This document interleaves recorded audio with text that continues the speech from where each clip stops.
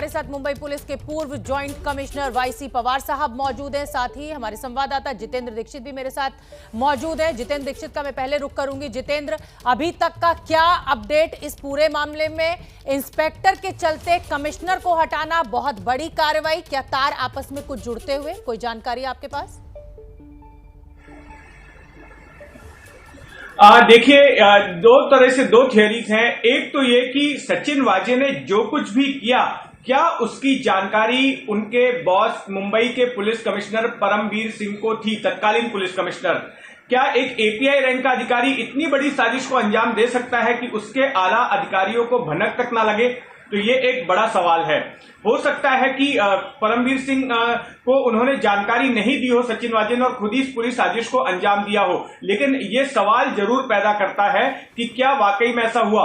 और दूसरा ये कि एनआईए के सामने अगर सचिन वाजे कुछ और नाम देते हैं और ये बताते हैं कि उन्होंने परमवीर सिंह की जानकारी में रखते हुए ये सारा कुछ किया, तो फिर परमवीर सिंह के लिए मुसीबत खड़ी हो सकती है। लेकिन अब तक एनआईए की तरफ से ऐसी कोई जानकारी हमें नहीं मिली है कि सचिन वाजे ने परमवीर सिंह का नाम लिया हो। जांच सचिन वाजे तक ही आकर ठहर रही है फिलहाल। बिल्कुल ठीक है। जितेंद्र दीक्षित, आप बने रहिए। मेरे साथ वाईसी पवार साहब, जो कि मुंबई के पूर्व जॉइंट सीपी हैं, वो जुड़ रहे हैं। वाजे साहब, पवार साहब, मैं आपसे ये समझना चाहूंगी कि इंस्पेक्टर और सीपी के बीच में ACP, DCP, joint CP, additional CP, इतनी सारे अधिकारी आते हैं, तब बात कहीं जाकर सीपी तक पहुंचती है। सीपी को हटाए जाना इस पूरे मामले में, इसको आप कैसे देखते हैं?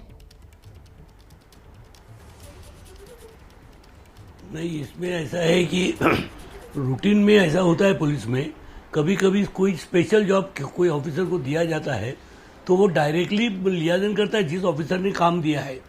अभी यहाँ पर कमिश्नर ने इनको वो काम दिया था नहीं दिया था, लेकिन जो पूरा सीक्वेंस दिख रहा है जब से इनका पोस्टिंग हुआ मुंबई पुलिस में वापस लिया इनको, उसके बाद में जो पोस्टिंग हुआ वो पहले शुरू से ही उनको क्राइम ब्रांच में दिया।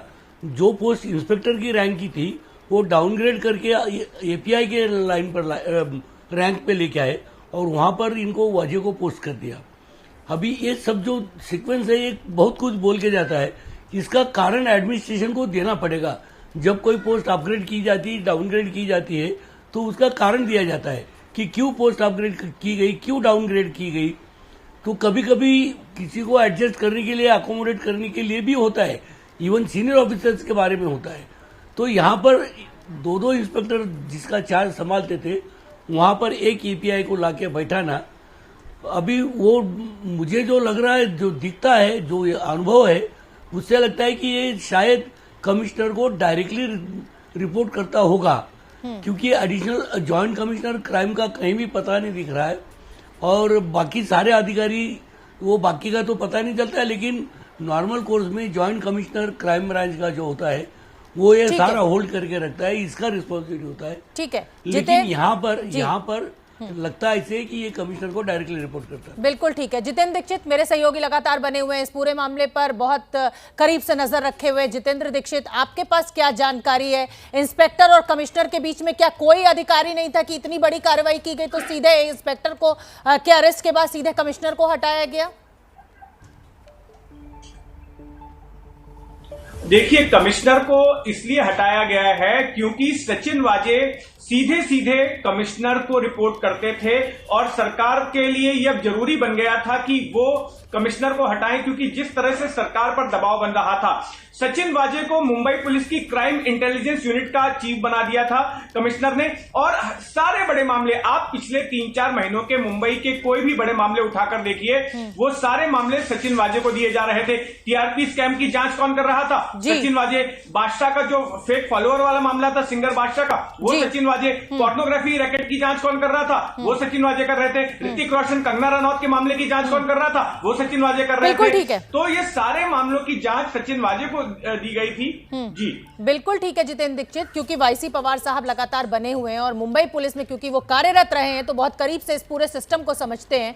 पवार, मैं ये समझना चाहती हूँ पवार साहब आपसे कि जो ये बात जितेंद्र दीक्षित कह रहे हैं कि जितने अहम केस थे वो सिर्फ इंस्पेक्टर सचिन वाजे को ही दिए गए, क्या कोई मिली भगत आप देख रहे हैं? क्या आप इस सिस्टम में कुछ ऐसा लैप्स देख रहे हैं कि इतनी बड़ी लापरवाही हो गई और पूरी मुंबई पुलिस की छवि दांव पे लग गई? नहीं, थोड़ा सा इस केस में, इस मामले में ऐसा लगना बहुत जरूरी हो गया है, क्योंकि कभी कभी ये होता है कि कोई ऑफिसर जिसको एक न्याय होती है, जिसको एक ट्रिक होती है कि कोई भी केस खोलने का, ऐसे अधिकारी को कभी कभी इम्पोर्टेंट मामले दिए जाते हैं, नहीं ऐसा नहीं, लेकिन इतने सारे मामले, जो भी इम्पोर्टेंट मामले थे सारे उनको देना, उनका पहली बात तो सीक्वेंस यहाँ से शुरू होता है कि उसको सर्विस में वापस लेना, क्योंकि जिसने वीआरएस ले लिया, जिसको खाजा यूनिस केस में सस्पेंशन हाईकोर्ट के ऑर्डर से था, उसको वापस लाना, बीच में इसने पॉलिटिकल पार्टी ज्वाइन किया, बीच में बिजनेस किया, सारे सर्विस रूल तोड़ के काम किया है। और जब वीआरएस इसका मंजूर नहीं हुआ था, उसके बाद में इनको टेक्निकल ग्राउंड दिखा के वापस लिया गया। वापस लेने के बाद में नॉर्मल कोर्स में जिसका रिकॉर्ड खराब है, जिसके ऊपर कुछ मामले दर्ज है, उसको साइड में रखा जाता है। लेकिन यहाँ इनको सारा इम्पोर्टेंट चार्ज दिया गया, वो भी इंस्पेक्टर रैंक अप होने के बावजूद उसको डिग्रेड करके इनको एपीआई होते हुए भी उनको चार्ज दिया गया। इसमें इसके लिए ऐसा शक होने के लिए जगह है और उसका कहीं ना कहीं खुलासा प्रशासन को करना पड़ेगा। ठीक है, वाईसी पवार साहब, जैसा कि आप भी लगातार चर्चा कर रहे हैं कि सारे अहम केस सचिन वाजे को दिए गए, मैं आपसे ये समझना चाहती हूँ कि क्या कमिश्नर ने ऐसा कुछ चाहा? क्या ये आरोप सीधे सीधे हम परमवीर सिंह पे लगा सकते हैं, या जो पूरी बात निकलकर सामने आ रही है, सचिन वाजे अगर कोई गलती करते हैं तो उसके लिए क्या सीधे सीधे कमिश्नर जिम्मेदार हैं? क्या ऐसा कुछ जांच में निकलकर सामने आ रहा होगा कुछ पुख्ता रूप से और इसीलिए हटाया गया है उनको? नहीं, इसका सही जवाब तो गवर्नमेंट देगी, क्योंकि गवर्नमेंट को देना है कि कमिश्नर को क्यों शिफ्ट किया गया। कमिश्नर कोई हवलदार नहीं, कोई इंस्पेक्टर नहीं, कोई डिप्टी कमिश्नर नहीं, डिप्टी कमिश्नर तक के सडन बदली होना ये बिल्कुल मानी गई हुई बात है, एक्सेप्टेड फैक्ट है। क्योंकि जब भी कोई मामला होता है गलत, तो इंचार्ज जो होता है डीसीपी लेवल तक के सही है, उसके आगे सुपरवाइजरी लेवल में रहते हैं, डीसीपी का डायरेक्ट इन्वॉल्वमेंट होता है, वहां तक के ठीक था। लेकिन सीधा कमिश्नर को हटाया है, तो यहाँ सरकार को कुछ तो लगा होगा कि कमिश्नर का इसमें रोल है। अभी क्या रोल हो सकता है? एक तो ये सारा इसका सीक्वेंस, दूसरा ऐसा है कि इनोवा गाड़ी, स्कॉर्पियो गाड़ी, ये और मुकेश अंबानी जैसे हस्ती के घर के सामने ये हुआ है, और ये गाड़ियां क्राइम ब्रांच के यानी कमिश्नर के कंपाउंड में मिलती है। ये इनको सब पता नहीं है इसका, जबकि गेट के ऊपर हम लोग भी गए तो हमारी गाड़ी भी चेक की जाती है।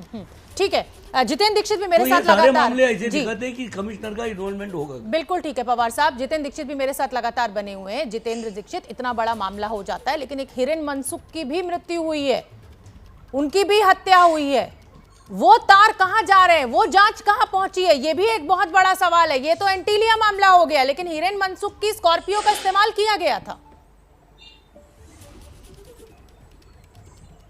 देखिए, जो मुझे लग रहा है एंटीलिया का मामला और हिरेन मनसुख की मौत का मामला है, दोनों मामले आपस में जुड़े हुए हैं, क्योंकि हिरेन मनसुख इस पूरे मामले में जो अब तक एनआईए से हमें जानकारी मिली है उसके बतौर एक गवाह हो सकते थे, लेकिन उनकी मौत हो गई, तो जांच उन तक नहीं पहुंच पा रही है। अभी तक जांच सचिन वाजे के पास ही है। अब जो एंटीलिया का मामला है वो एनआईए जांच कर रही है, और जो मनसुख हिरेन की मौत का मामला है वो महाराष्ट्र एटीएस जांच कर रही है। जहां तक एनआईए की जांच का सवाल है तो सचिन वाजे को गिरफ्तार कर लिया गया है, कई सारी जानकारियां हासिल हो रही हैं, लेकिन जहां तक मनसुख की मौत का मामला है एटीएस के हाथ अब तक कुछ नहीं लगा है।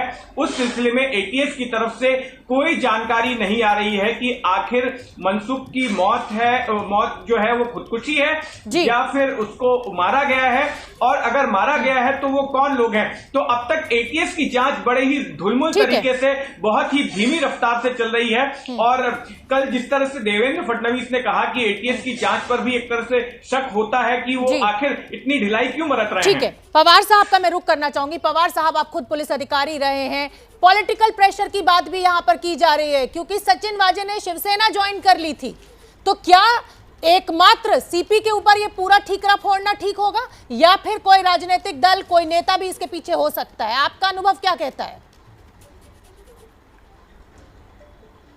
नहीं, अंदाज तो कुछ भी लगा सकते हैं, लेकिन फैक्ट यही है कि जब तक के इन्वेस्टिगेशन में ये सामने आता नहीं, जब तक के कमिश्नर ये बताते नहीं कि उन्होंने एक किसी के कहने पर एक्शन लिया है, जब तक के सचिन वाजे बताता नहीं है, तब तक के ये मामले में पॉलिटिकल पार्टी को आप अंदाज से कर सकते हो रिस्पॉन्सिबल, लेकिन जब तक के एविडेंस नहीं होता है तब तक के बड़ा मुश्किल जाएगा, और इसका एविडेंस तो कहीं ना कहीं आएगा।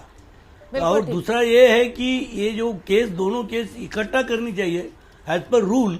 जब ये ना एक मामला दूसरे से कनेक्टेड है तो ये सारा तपास एक ही एजेंसी करे तो ज्यादा अच्छा है, पूरा न्याय को केस को दिया जाएगा। बिल्कुल जाहिर सी बात है कि दोनों केस क्योंकि तार आपस में जुड़े हुए हैं, अगर एक ही एजेंसी जांच करे तो शायद न्याय हिरन मनसुख को भी मिल सके और एंटीलिया केस में जो विस्फोटक से भरी गाड़ी मिली है यह भी पता चल सके कि आखिर इसके पीछे पूरी तरह से कौन था। क्या सचिन वाजे सिर्फ सामने का चेहरा है, पीछे कोई और है, या ये सिर्फ सचिन वाजे की ही साजिश थी? तो फिलहाल आप दोनों ही का बहुत बहुत धन्यवाद। जितेंद्र दीक्षित आपका भी, पवार साहब आपका भी। न पाबंदी हो न कोई हद हो तो बस खुद बनाई सरहद हो।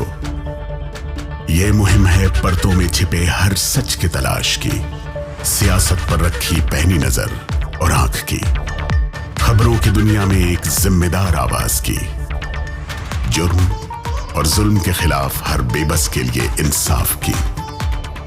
जब कोई हद नहीं इंसानियत के लिए जज्बात की, जब कोई हद नहीं खुशियों और ख्वाब की, तब कोई हद क्यों हो नए नजरिए और बदलाव की। तोड़ के हदों के ताले नए सपनों को पाले, बांधे सबको एक धागे, आपको रखे आगे। ABP news.